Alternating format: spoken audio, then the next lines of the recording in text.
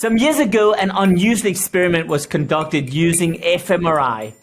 Respondents had their brains scanned while they were given two special offers. Either they could immediately redeem a $20 gift voucher.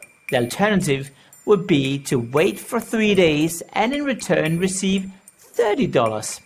Now, to everyone's surprise, nearly 90% of the respondents choose to go with the first option. So why did they do that? Well, as the scientists later on learned by peering into the brains, they discovered something unusual. The respondents did not choose the $20 option because they were greedy. No, instead the answer was to be found in a tiny spot in their brains called the amygdala, our fear region. Yes, you heard right. The respondents were afraid that the special offer would expire, that Amazon would go broke in just 3 days. What's the truth and the lies about why we buy? Well, you'll find out right now.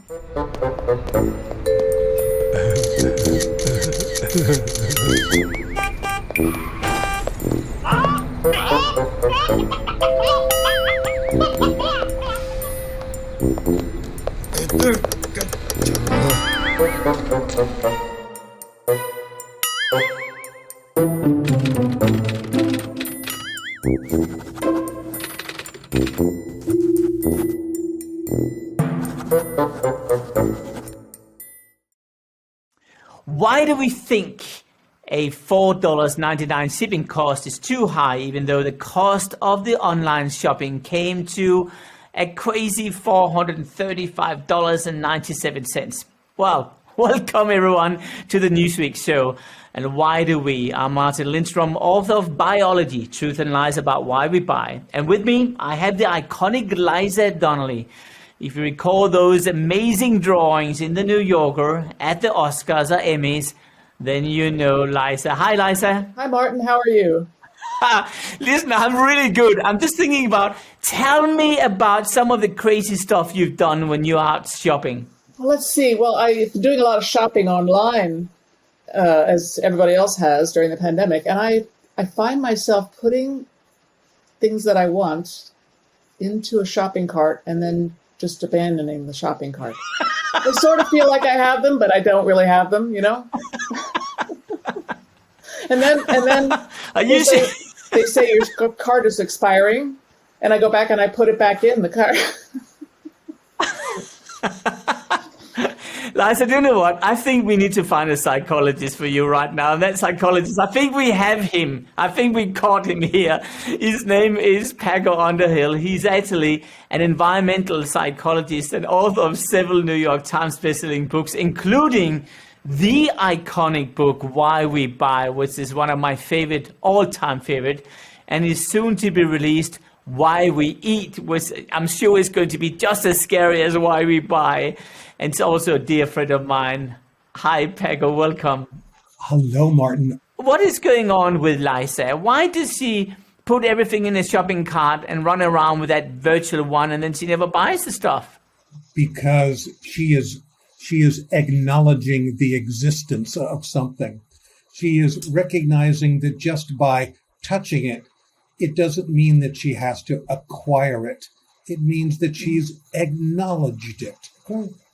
And there is something about, do I want it to go into my real shopping cart, or do I want it to go into my fantasy shopping cart? Now, I want to go back to that question which I asked up front at the top of the hour. Why are we not willing to pay the $4.99 for shipping when we're paying a fortune for the stuff we just bought online? Well, don't you think the consumer at different ages, okay, the generational differences are, first of all, consumer number one, like you and I who are over a certain age going, if I'm spending $400 and blah, blah dollars, why are they charging me $4.99 for shipping? It should be just factored in. The person who is 30 and under is going, I don't care where it comes from. You know, it should just come to me. I think these are all issues about how do we process money And the challenge that we have in the 21st century, where we are celebrating not how much we spend for things, but how little we spend for things. Yeah. I can't stop thinking about what you're saying is that our ability to understand what shipping really means has changed. I mean, in the old days, you would go down to your local store, and if they were delivering it to you, you knew the effort going into this. Now it's different. Is that right? I think it is, because often that delivery process for so many of us is completely anonymous. It either turns up in our lobby or it is left at our doorstep. I guess what you're saying is it's almost like a Dumbo is flying in, right? Magically, and just offloading all these products you bought. Is that what you're saying?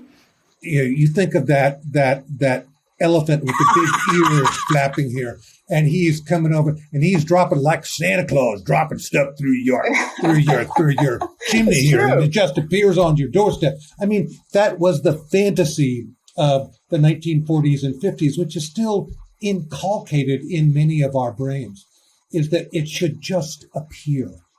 And the very poignant issue, Martin, is that we as a culture cannot afford to be able to have the delivery services that we are using now.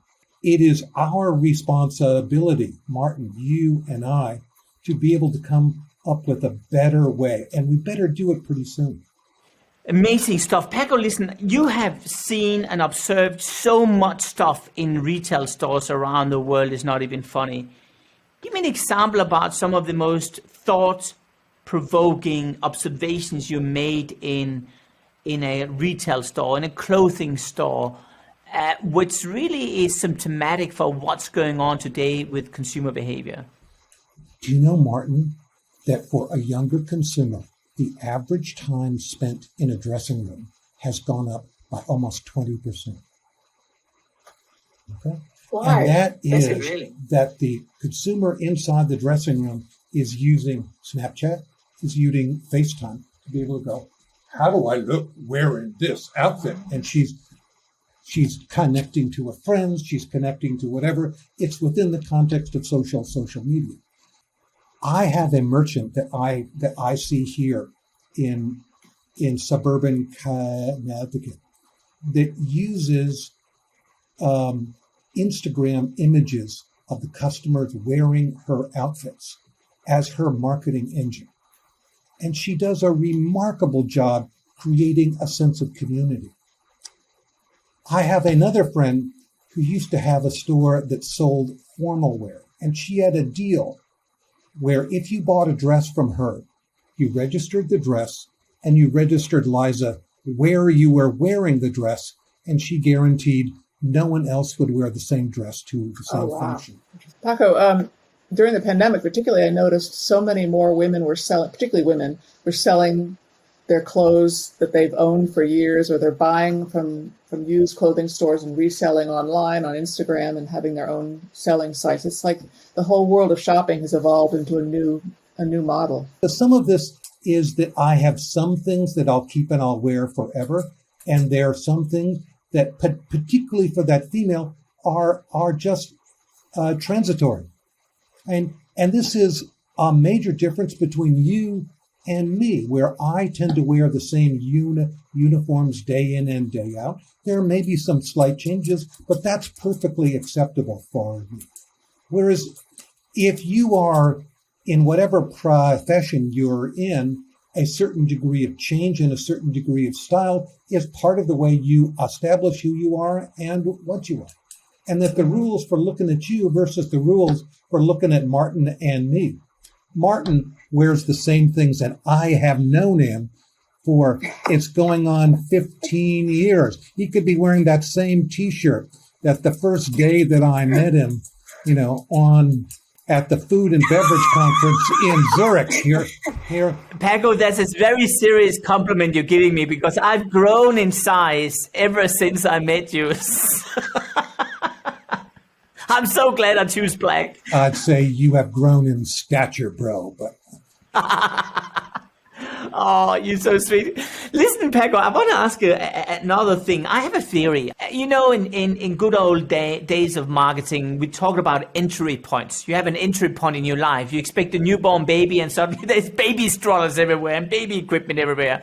And it changes your entire behavior. We've had 7 of those until recently, I would claim, because of COVID-19, we have the 8th entry point, a global synchronized behavioral change, which is reflecting things which we've experienced during COVID-19. One of them is we could not touch people.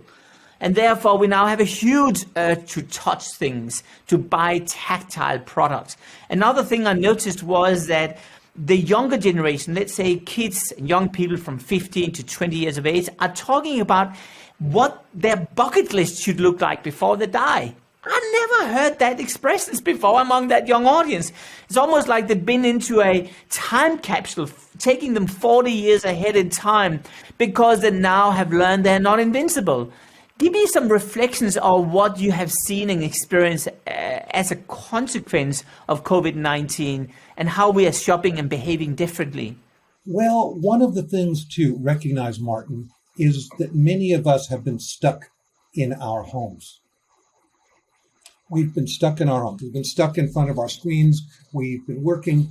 And some of us have looked at our immediate surroundings and gone, this isn't working as well as it should. And that while there are segments of retail that have declined precipitously, the home renovation business has just boomed. You go to an affluent suburb and people are redoing their homes. And some of it, Martin, is that we are finally realizing a series of issues which are poignant. First of all, here in the USA, less than 25% of American households are that standard 1950s nuclear family of a mother, father, and dependent children. Less than 25%. And yet, if you go to virtually any American suburban home, that home is designed for a nuclear family. What happens when we have adult children living at home? What happens when we bring grandma from the nursing home? What happens when we share a home with a group of our peers? Does every home have to just have a front door and a back door? Or wouldn't it be nice if there were a bedroom or two that had their own private entrance, so that if you came in late at night with somebody, that you didn't have to parade them past everybody else? Or we also look at the idea of what is a kitchen and what do we do in a kitchen. A kitchen now is a place where the family gathers. If you have a 12-year-old boy, do you want him doing his homework on his laptop in the privacy of his bedroom where you can't see what he's looking at on his screen? Okay. Or would you rather have him do it at the kitchen table where you can make sure he's either not looking at soccer games, much less looking at porn? I think there are a host of different issues in a post-COVID world about how we live and what our priorities are. I feel very strongly that kid has been confronted with his mortality, whether it's in the conversations that he has with his family, the access that he has on screen, or the fear that he has learned from having to wear a mask and seeing others having to wear a mask. I want to reflect on something you said many years ago. I remember you talked about, did you call it the one-armed army, which were women, which back then had the handbag, they had a cup of coffee from Starbucks, and they still had to have one hand free to do the shopping.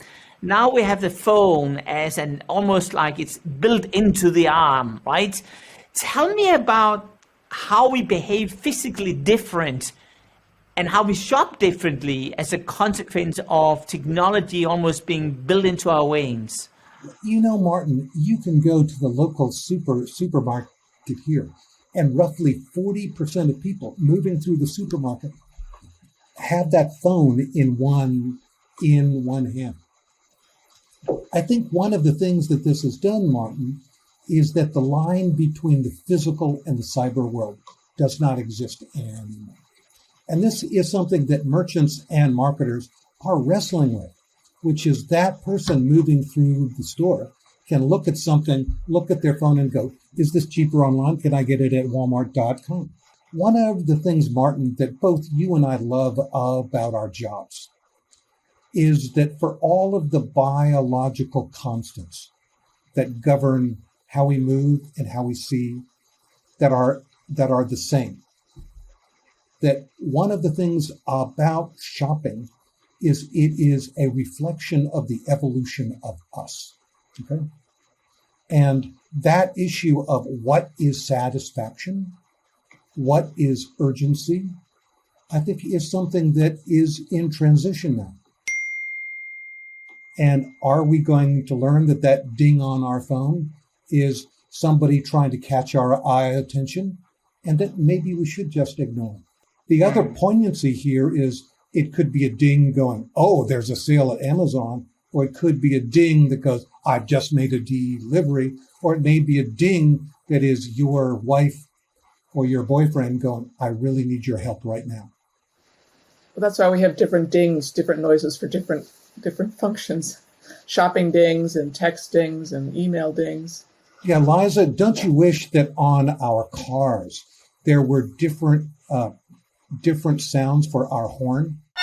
You know, one would be a greeting sound, one would be a get out of my way sound. Yeah, so some variation, and like, I don't really want to bother you, but would you please move? Yeah, there's Dumbo. I haven't finished coloring in the house yet, but this woman is happily receiving all the packages. It's a fantasy, that we don't know where packages come from. They just appear on our doorstep. We press a button on our computer, and then we have a new pair of shoes. Amazing stuff. Listen, Paco, as always, you are a star of his own. And no, I can't think about anyone else which understands consumer psychology and shopping as you do. Thank you so much. Thank you, Liza, for joining us once again. And I think it was Bo Derek which once said, whoever said that money can't buy happiness simply didn't know where to go shopping. Not sure she's right anymore, but one thing day.